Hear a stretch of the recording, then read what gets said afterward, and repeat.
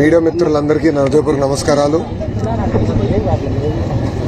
25 సంవత్సరాల కళ railway bridge కట్టాలనేది ప్రజలందరి కోరిక.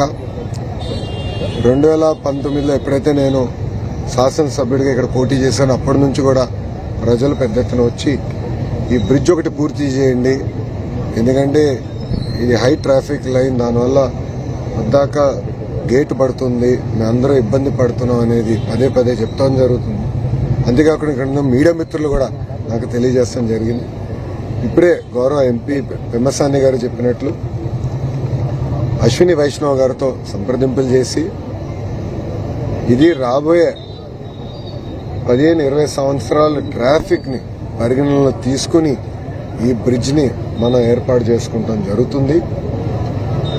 ఇదే కాదు, కేంద్ర ప్రభుత్వానికి సంబంధించిన అనేక సంక్షేమ అభివృద్ధి కార్యక్రమాలు ఈరోజు మంగళగిరి నియోజకవర్గంలో మనం చేపడటం జరుగుతుంది.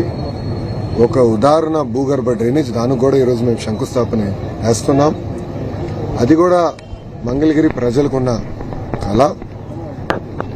ఎందుకంటే పెద్ద ఎత్తున మంగళగిరి అభివృద్ధి చెందుతుంది. ఇక్కడ పెద్ద ఎత్తున అపార్ట్మెంట్లు, రో హౌసెస్ ఇవన్నీ పెద్ద ఎత్తున వస్తున్నాయి కనుక ఆ మురికి నీరు వచ్చి మళ్ళీ పంట పొలాల్లోకి వెళ్తున్నాయి. దానివల్ల రైతులు కూడా ఇబ్బంది పడుతున్నారు. నా క్యాంపెయిన్లో ప్రజలు నాకు తెలియజేసినప్పుడు నేను ఆనాడు హామీ ఇచ్చాను, శాశ్వతమైన పరిష్కారం భూగర్భ డ్రైనేజ్. ఆ భూగర్భ డ్రైనేజ్ ఏర్పాటు చేస్తానని చెప్తాం జరిగింది. సుమారుగా 1200 కోట్ల రూపాయలు ఖర్చే కార్యక్రమం ఇది. అది కేవలం రాష్ట్ర ప్రభుత్వమో లేదంటే ఎంటీఎంసీ నిధులతోనే సాధ్యం కాదు, కేంద్ర ప్రభుత్వ నిధులు కూడా అవసరం ఉంది. అందుకే అర్బన్ ఛాలెంజ్ కింద అది మేము తీసుకున్నాం. పెమ్మసాని గారు ఎంపీగా అక్కడ పర్సనల్ గా తీసుకుని మంత్రి గారితో కోఆర్డినేట్ చేసి, ఎందుకంటే రియల్ టైం మేమిద్దరం కోఆర్డినేట్ చేసుకున్నాం కనుకనే ఇవన్నీ సాధించగలుగుతున్నాం. భూగర్భ డ్రైనేజ్ సాధించుకున్నాం.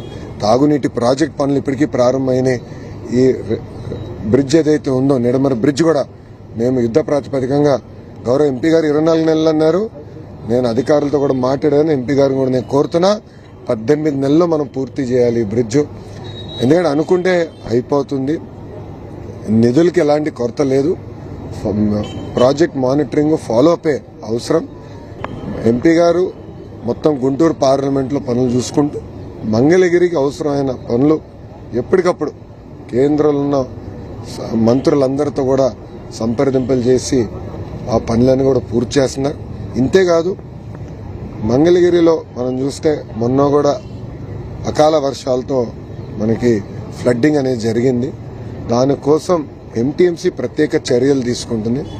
దాంట్లో భాగంగా under ground power cabling project కూడా చేస్తే శాశ్వతమైన పరిష్కారం ఉంటుంది. ఎంత గాలి వచ్చినా ఏమైనా కూడా కరెంట్ అనేది పోదు అనేది మా ఆలోచన. దానికోసం మంత్రి గారు కేంద్ర మంత్రితో కూడా సంప్రదింపులు చేశారు. వాళ్ళు కూడా మాకు లేఖ రాశారు దాన్ని ఎట్లా చేయాలని. త్వరలో ఆ కార్యక్రమాన్ని కూడా మేము శ్రీకారం చుట్టబోతున్నాం.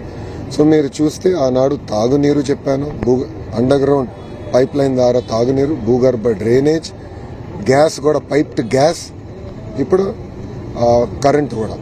సో ఈ 4 కూడా అండర్ గ్రౌండ్ మార్గంలోనే ప్రతి ఇంటికి అందించే బాధ్యత మేము తీసుకుంటాం.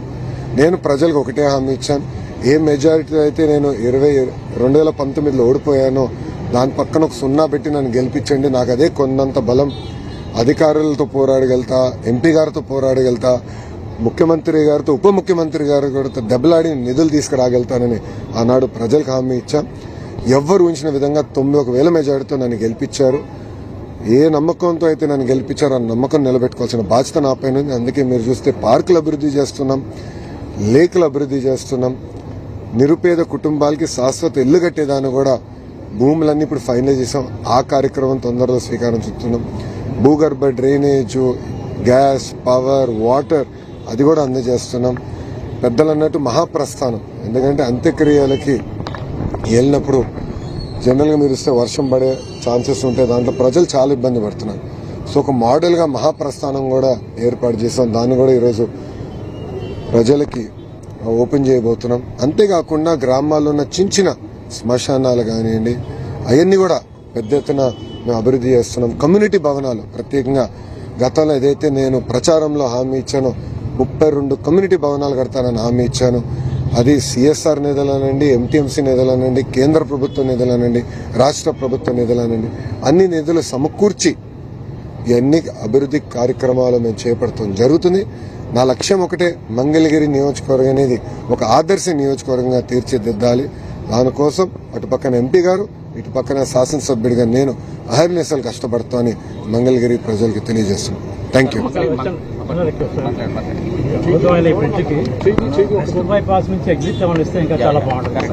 దేనికండి అదేమైందంటే గత పాలకులు వెస్ట్ బైపాస్ ని సరిగా డిజైన్ చేయలేదు. అసలు వాళ్ళ ఆలోచన ఏంటంటే ఒక్క ఎగ్జిట్ కూడా రాజధానిలో ఉండకూడదు అనేది వాళ్ళ ఆలోచన. మీ అందరు తెలుసు, జగన్మోహన్ రెడ్డి అనే వ్యక్తికి అమరావతి మీద కక్ష ఉంది. అమరావతిని చంపేయాలంటే ఎగ్జిట్లు ఇవ్వకూడదు, కనెక్టివిటీ ఇవ్వకూడదు. ఇప్పుడు ఏమైపోయింది, మన ప్రభుత్వంలో వెస్టర్న్ బైపాస్ పనులు పూర్తయిపోయినాయి, ఇప్పుడు ఎగ్జిట్లు ఇవ్వాల్సి వస్తుంది. సో అది డిజైన్ చేస్తున్నాము, అవసరమైన మేరకు మేము ఎగ్జిట్స్ చేస్తాం. 100% ఎగ్జిట్స్ ఏర్పడతారు. మంగళగిరి ట్రాఫిక్ సమస్య మీరు ఒక హర్డిల్ ఓవర్కమ్ చేసాం, ఈ రోజు నుంచి ఒక హర్డిల్ ఓవర్కమ్ చేసాం, కానీ ట్రాఫిక్ సమస్య చాలా ఇబ్బంది అవుతుంది సార్. కనెక్టివిటీ అనేది ఫ్లోటింగ్ బాగా పెరుగుతుంది, దాని నుంచి ఎలా మీరు చూస్తే దానికి కూడా మనము చాలా మాస్టర్ ప్లాన్స్ చేస్తున్నాము. మేజర్ రోడ్స్ అన్ని డీకంజెస్ట్ చేయగలం. ఒక రోడ్డు ఏదైతే మనకి గౌతమ్ బుద్ధ రోడ్ నుంచి తెనాలి రోడ్ ఎక్స్పాన్షన్ ఏదైతే ఉందో కావాలని కొంతమంది అడ్డుపడి కోర్టుకు వెళ్తాం జరిగింది.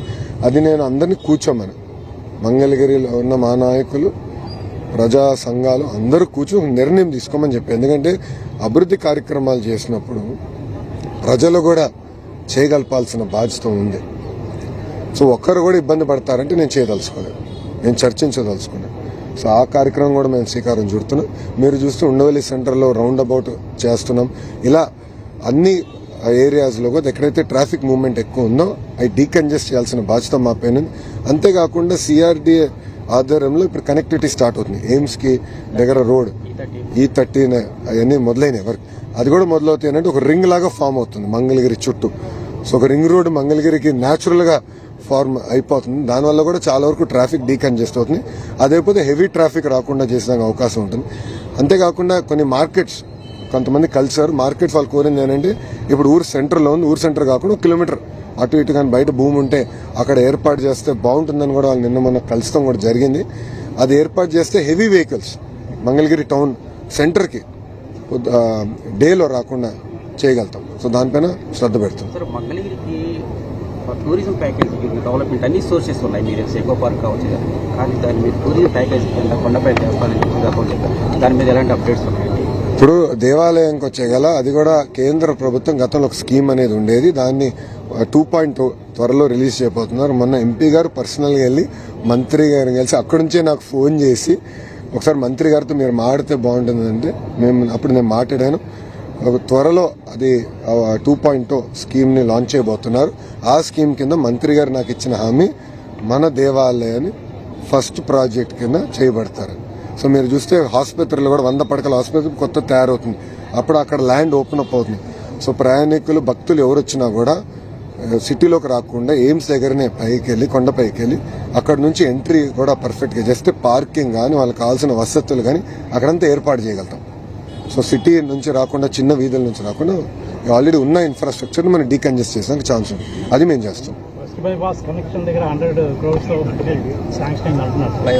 Will take it. ఓకేనా? Thank you. అందరికి నమస్కారం.